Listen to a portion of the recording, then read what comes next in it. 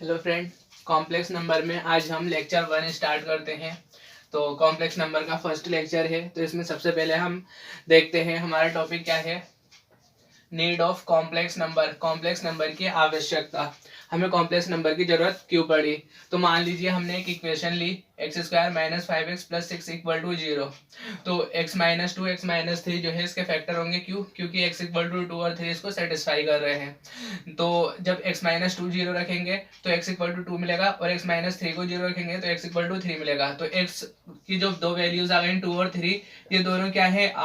Are real number है, दोनों are में बिलोंग कर रही है। तो यहाँ पे हमें कॉम्प्लेक्स नंबर की जरूरत नहीं पड़ी। लेकिन जैसे ही हमने इस इक्वेशन को लिया x square plus 1 equal to 0, तो इससे हमें क्या मिला? X square equal to -1। This implies x equal to plus minus under root of -1। तो हम जानते हैं कि ये जो है ये एक रियल नंबर नहीं है।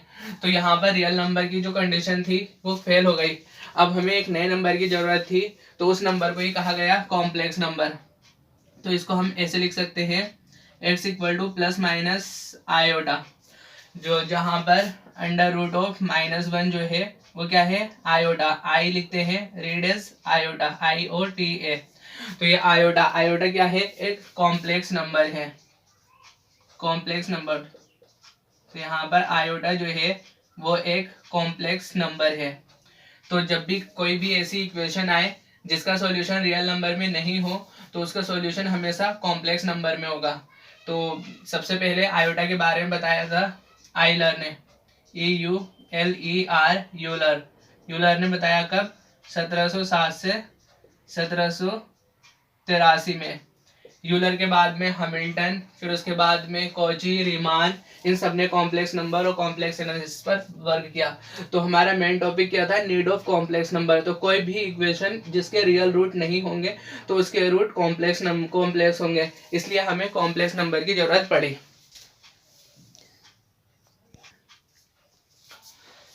नाउ देखते हैं कि हम कॉम्प्लेक्स नंबर को किस तरह से डिफाइन करते हैं। कॉम्प्लेक्स नंबर, तो कोई भी कॉम्प्लेक्स नंबर उसे हम z equal to a plus iota b इस तरह से डिफाइन करते हैं। कोई भी कॉम्प्लेक्स नंबर होगा वो z equal to a plus iota b form का होगा, जहां पर a और b क्या है? रियल नंबर है, बिलोंग्स टू r से बिलोंग कर रहे हैं, ये रियल नंबर है। और आयोटा i जो है वो c set of complex number. तो सेट ऑफ कॉम्प्लेक्स नंबर के लिए हम पहले c लिखते हैं, फिर इसको इस तरह से कट कर देते हैं। इसका मतलब होता है सेट ऑफ कॉम्प्लेक्स नंबर। तो हमारा जो भी कोई कॉम्प्लेक्स नंबर होगा वो z equal to a plus iota b form का होगा, जहां पर a और b रियल नंबर है और iota c, so it means complex number है। तो इस नंबर को हम ऐसे भी लिख सकते हैं z equal to order pair, ये ब्रैकेट लिखे है ना, ओपन ब्रैकेट, इसका मतलब है order pair of a comma b। तो यहाँ पर a क्या है? रियल पार्ट ऑफ z, और b जो है वो इमेजिनरी पार्ट ऑफ z है। तो z equal to a plus b, a plus i, z equal to a plus iota b. तो यहाँ पर रियल पार्ट ऑफ जेड क्या होगा? उसको हम शॉर्ट में कैसे लिखते हैं? REZ, and can be read as REZ, real part of z. This is a. तो ये ए क्या है? रियल पार्ट ऑफ जेड, क्योंकि यहाँ पर आई वाला कोई भी नहीं है, तो ये सिर्फ रियल पार्ट ऑफ जेड हो गया। अब इमेजिनरी पार्ट ऑफ जेड को हम कैसे लिखते हैं? IMZ। तो IMZ means imaginary part of Z. तो यहाँ पर बी, क्योंकि आई के साथ बी है तो ये इमेजिनरी पार्ट हो जाएगा बी। अब मान लीजिए z equal to a plus iota b है, तो z equal to x plus iota y, इस तरह से भी हम डिनोट करते हैं। तो उस केस में रियल पार्ट ऑफ जेड क्या हो जाएगा? एक्स, और इमेजिनरी पार्ट ऑफ जेड जो हो जाएगा वो वाई हो जाएगा।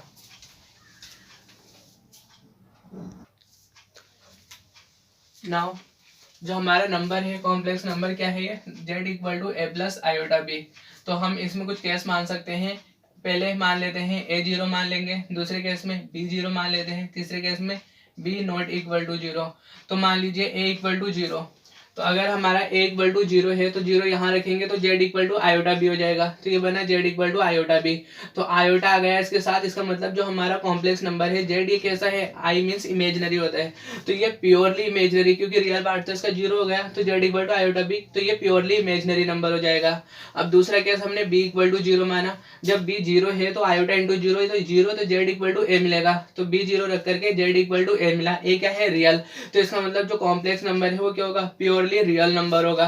तीसरा केस हमने माना b नॉट इक्वल टू 0, तो b 0 नहीं है, तो z equal to a plus iota भी ऐसा ही रहेगा। इस केस में ये नंबर इमेजिनरी नंबर कहलाएगा। क्या कहलाएगा? Imaginary number. अब integral powers of iota, iota की जो इंटीग्रल पावर होती है वो देखते हैं। तो हमने देखा था कि आयोटा जो था कि क्या था? Under root of -1। कि तो हमने उसके एजेड ऐसे ही लिख दिया यहाँ पर iota equal to under root of -1। अब दोनों ने स्क्वायर किया तो आयोटा स्क्वायर इक्वल टू -1 हो गया।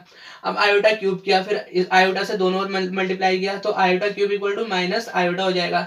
अब आयोटा से फिर एक बार और मल्टीप्लाई किया तो आयोटा की power 4 equal to minus iota square, तो माइनस तो ऐसे रहेगा और आयोटा स्क्वायर क्योंकि आयोटा से मल्टीप्लाई किया है दोनों को, तो यहाँ 3 और 1 4 हो जाएगी और ये 2 हो जाएगी। और हम जानते हैं आयोटा स्क्वायर कितना होता है -1, ये लिखा है यहाँ पर, तो आयोटा स्क्वायर -1, तो माइनस और माइनस +1 हो जाएगा, तो आयोटा की पावर 4 जो है वो 1 हो गई।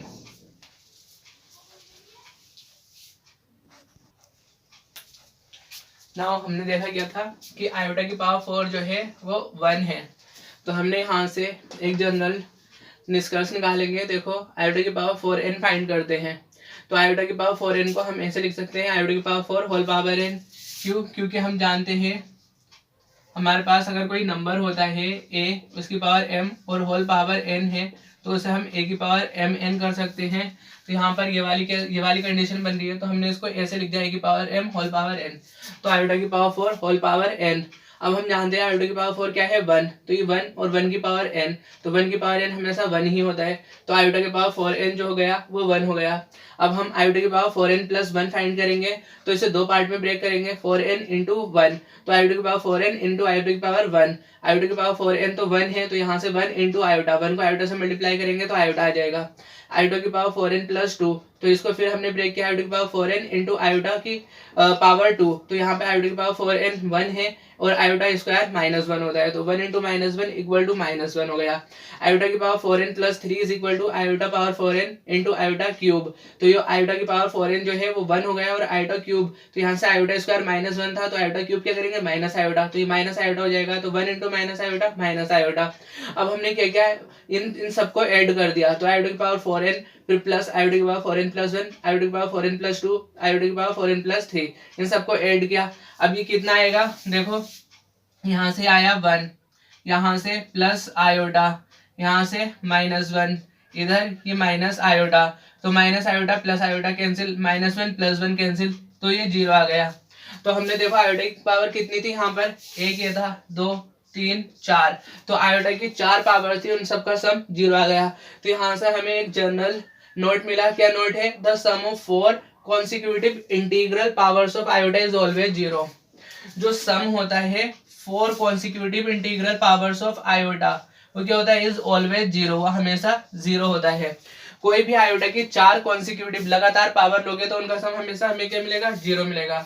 तो एग्जांपल लेते हैं, मान लीजिए हमारे पास है ये iota square plus iota cube plus iota की पावर 4 प्लस आयोटा की पावर 5, तो हमने ये लिया, ठीक है। अब हमें इनका क्या करना है, सम फाइंड करना है। हम जानते हैं आयोटा स्क्वायर कितना होता है -1, फिर आयोटा क्यूब क्या हो जाएगा माइनस आयोटा, फिर आयोटा की पावर 4 हमेशा 1 होता है और आयोटा की पावर 5 जो होगा वो प्लस आयोटा होगा, तो 1 से -1 माइनस आयोटा से प्लस आयोटा कैंसिल, ये इक्वल टू 0 आ जाएगा।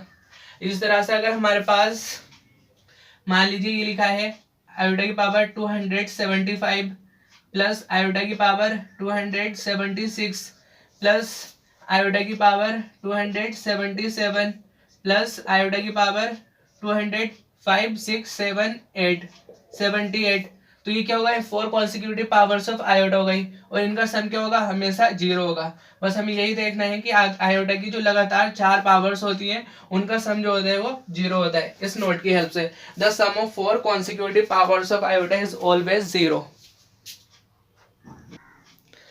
नाउ आयोटा से रिलेटेड कुछ जनरल क्वेश्चन देखते हैं।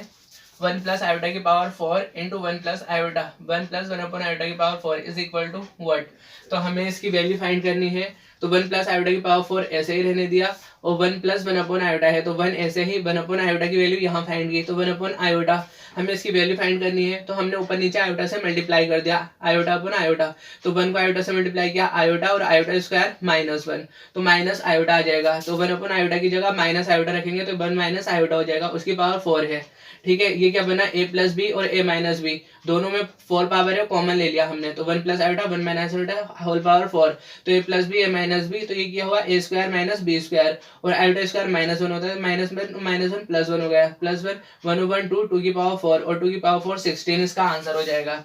दूसरा क्वेश्चन है हमारा आयोटा की पावर 143, तो उसको यहाँ सॉल्व किया है सेकंड वाले को। आयोटा की पावर 143, तो हमें क्या करना है, हम जानते हैं कि आयोटा की पावर 4 जो है वो 1 होता है, तो हम इसको आयोटा की पावर 4 होल पावर में ब्रेक करने की कोशिश करेंगे। तो यहाँ से 4, अब 143 में कितनी बार जाएगा, 35, और आयोटा क्यूब ऐसे ही रह जाएगा।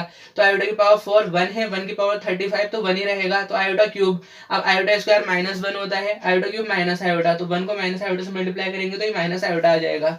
ये इसका आंसर हो जाएगा।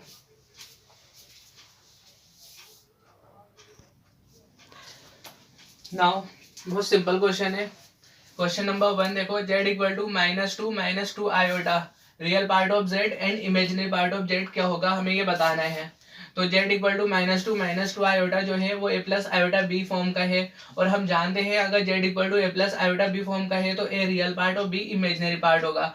तो यहाँ से इसका रियल पार्ट क्या होगा, real part of z is equal to a which is equal to -2 and imaginary part of z is equal to b which is equal to -2। तो इसका रियल पार्ट और इमेजिनरी पार्ट बता दिया हमने।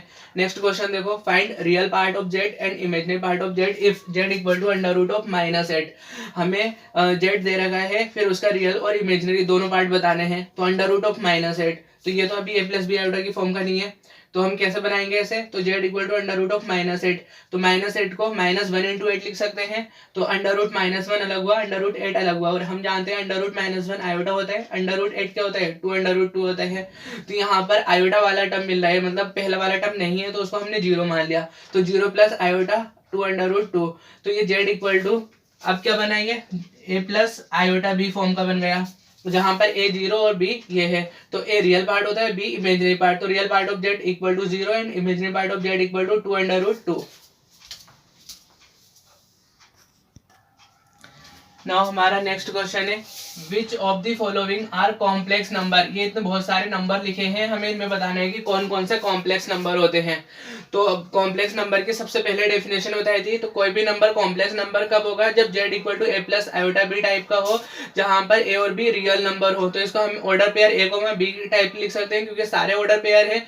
हमने पहले बताया था z को a से भी लिख सकते हैं a, b, जहां a और b रियल नंबर हो। बस हमें ये चेक कर रहे हैं कि a और b रियल नंबर है या नहीं है। अगर a और b रियल नंबर है तब हमारा दिया हुआ नंबर कॉम्प्लेक्स नंबर होगा, otherwise the given number is not a complex number. तो 4 और 5 दोनों रियल नंबर है, इसका मतलब ये कॉम्प्लेक्स नंबर हो जाएगा। e और पाई, e जो होता है उसकी वैल्यू 2.718 और पाई जो होता है वो क्या होता है 22/7 इज इक्वल टू 3.14 समथिंग।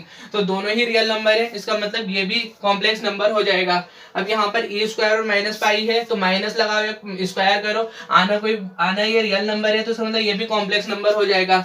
-4, 5, तो 4 और 5 दोनों रियल नंबर है, तो -4 और 5 ये भी रियल नंबर हो जाएगा। इसका मतलब तो गिवन नंबर है कॉम्प्लेक्स नंबर होगा। 5, -4 ये भी रियल नंबर हो, कॉम्प्लेक्स नंबर होगा।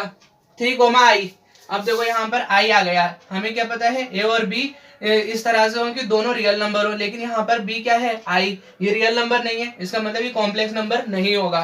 तो यहाँ दोनों रियल नंबर होने चाहिए तभी कॉम्प्लेक्स नंबर होगा। अब √(-4), तो √(-4) को हम कैसे लिख सकते हैं, √(-4) इज इक्वल टू आयोटा √4। इसको छोड़ो, अभी सोल्व नहीं कर रहे हैं, लेकिन आयोटा आ गया, देख लो आयोटा आया है, इसका मतलब ये भी कॉम्प्लेक्स नंबर नहीं होगा। यहाँ पे आयोटा आएगा, ये भी कॉम्प्लेक्स नंबर नहीं होगा। और ओमेगा हम जानते हैं क्यूब रूट ऑफ यूनिटी है, तो ये भी कॉम्प्लेक्स नंबर नहीं होगा। अब यहाँ तो दोनों ही आ गए, कॉम्प्लेक्स नंबर नहीं होगा। √-3 ये भी कॉम्प्लेक्स नंबर नहीं होगा। log 3 तो डिफाइन है, लेकिन log -2 डिफाइन ही नहीं है, और वो डिफाइन नहीं है तो कॉम्प्लेक्स नंबर कैसे हो जाएगा। तो देखो इस तरह से हम करते हैं।